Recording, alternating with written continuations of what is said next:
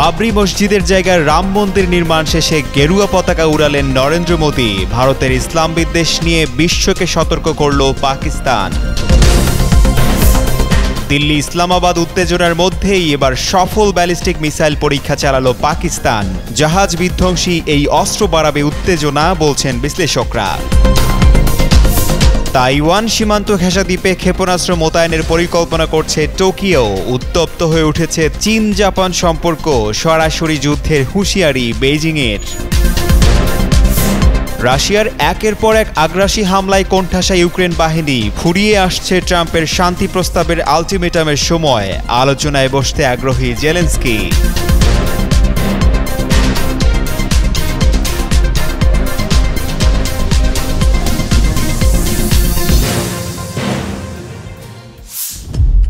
অযোধ্যার রাম মন্দিরে গেরুয়া পতাকা উঠতেই আবারও তীব্র বিতর্কে জড়িয়েছে ভারত পাকিস্তান সম্পর্ক। শতাব্দী প্রাচীন বাবরি মসজিদের জায়গায় নির্মিত রাম মন্দিরের শীর্ষে মঙ্গলবার গেরুয়া পতাকা উত্তোলন করেছেন ভারতের প্রধানমন্ত্রী নরেন্দ্র মোদী। বৈদিক উচ্চারণ আর ঐতিহ্যবাহী নাগারা শৈলীর স্থাপত্যে সাজানো এই অনুষ্ঠানের মধ্য দিয়েই মন্দির নির্মাণের আনুষ্ঠানিক সমাপ্তি ঘোষণা হয়।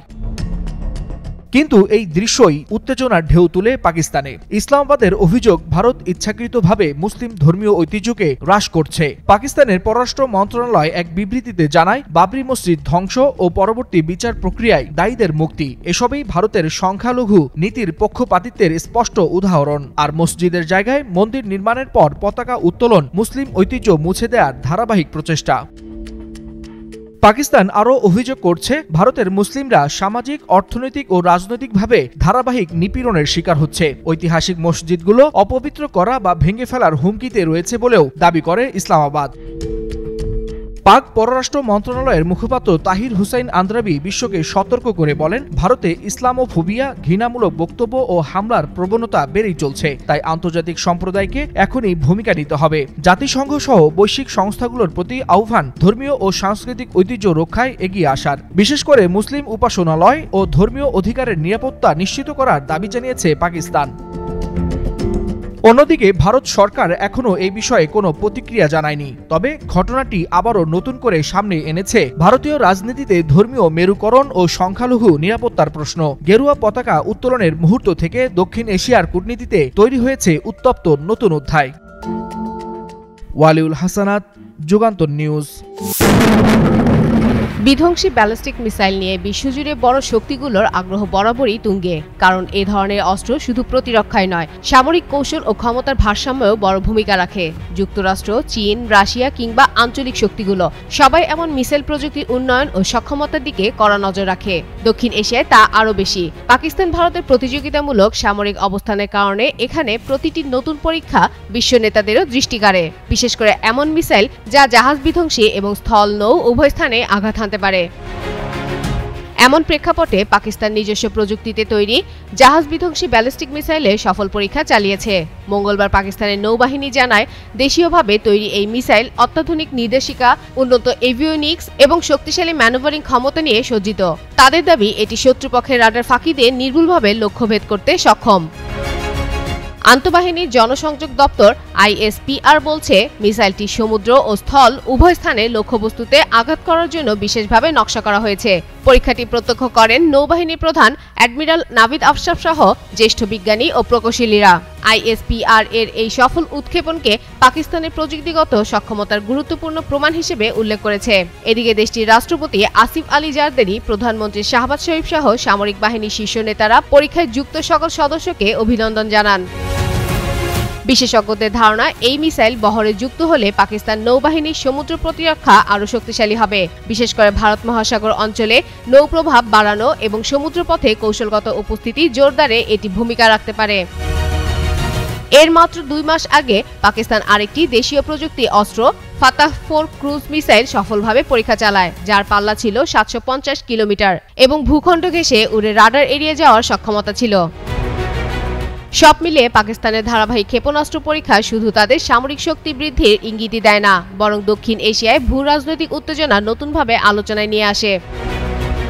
ফাতেমা ফাতেহজান, যুগান্তর নিউজ। তাইওয়ান সীমানার মাত্র ১১০ কিলোমিটার দূরে অবস্থিত ইয়োনাগুনি দ্বীপে মাঝারি পাল্লার ক্ষেপণাস্ত্র মোতায়েনের পরিকল্পনা করছে জাপান। ব্লুমবার্গের তথ্য অনুযায়ী এটি হবে দক্ষিণ পশ্চিমাঞ্চলে জাপানের নতুন আক্রমণাত্মক সক্ষমতা বৃদ্ধির অংশ। আর এই ঘোষণার পরই আঞ্চলিক উত্তেজনা মুহূর্তেই তীব্র হয়ে উঠেছে।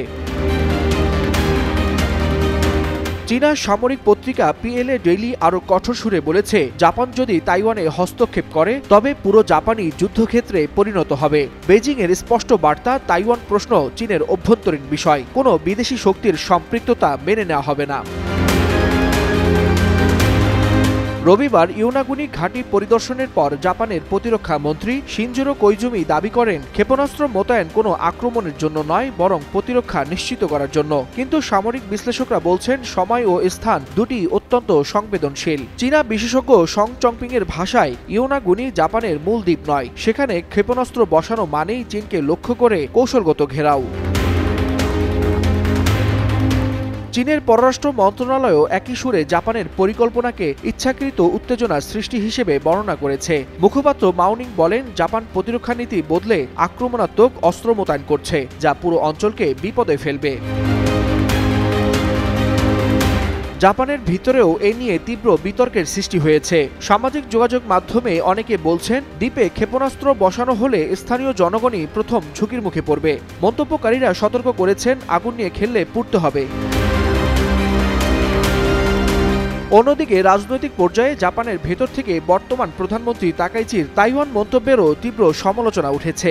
সাবেক প্রধানমন্ত্রী হাতোয়েমা এবং নোদো দুজনেই বলেছেন, চীন জাপান সম্পর্ক এমনিতেই নাজুক। ঠিক এই মুহূর্তে এমন মন্তব্য পরিস্থিতি আরও জটিল করেছে।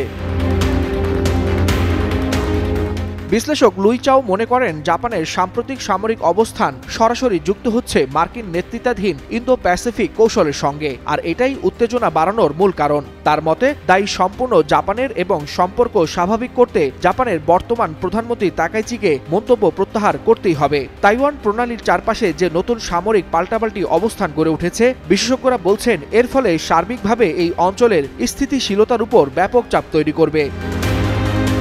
ওয়ালিউল হাসানাত, যুগান্তর নিউজ।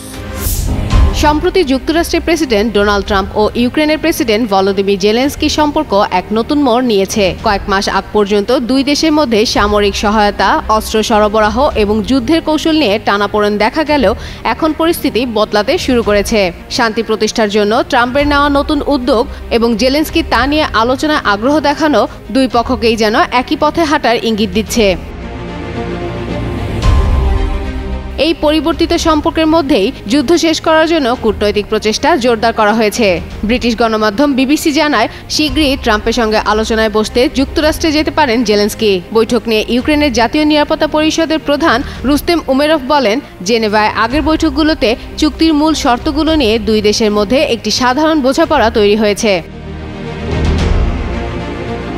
অপরদিকে রাশিয়ার পক্ষ থেকেও শান্তি আলোচনা নিয়ে ইতিবাচক সুর শোনা যাচ্ছে।